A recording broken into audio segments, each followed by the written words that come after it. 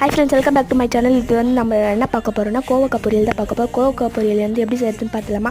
First கடாயில் வந்து எண்ணெய் ஊற்றி கடுகு போட்டு அப்புறமேட்டு நம்ம வந்து உளுத்தம்பருப்பு கடலைப்பருப்பு போட்டு வெங்காயம் தக்காளி போட்டு நல்லா வதக்கினதுக்கப்புறமா கோவக்காய் போடலாம்.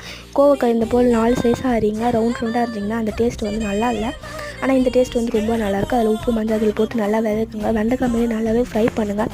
அப்போ தான் வந்து ரொம்பவே நல்லாயிருக்கும். இல்லைனா வந்து நம்ம செஞ்சு வச்சதுக்கப்புறம் தண்ணி விடுற மாதிரி இருக்கும். அதனால் நல்லா வதக்கினதுக்கப்புறமா நம்ம வந்து மிளகாத்தூள் ஆட் பண்ணிட்டு தண்ணி ஆட் பண்ணலாம். மிளகாத்தூளும் தண்ணியும் ஆட் பண்ணதுக்கப்புறம் அது ரொம்ப நல்லா கொதிக்க விடணும். அது வேகத்துக்கு வந்து நல்லா 5 to 10 minutes ஆகும். ரொம்பவே இது ஹெல்த் பெனிஃபிட்டு. இதில் வந்து நீர்ச்சத்து இருக்கிறதுனால ரொம்பவே நல்லது. அதனால் எல்லோரும் ட்ரை பண்ணி பாருங்கள் மறக்காமல்.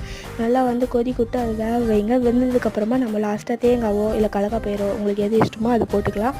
லாஸ்ட்டாக வந்து நீங்கள் வந்து துருவி தேங்காய் வந்து ஜாரில் வந்து ஒரு பல்ஸ் விட்டு அரைச்சி தேங்காய் போட்டிங்கன்னா ரொம்பவே சூப்பராக இருக்கும். ட்ரை பண்ணி பாருங்கள். பாய் பாய்.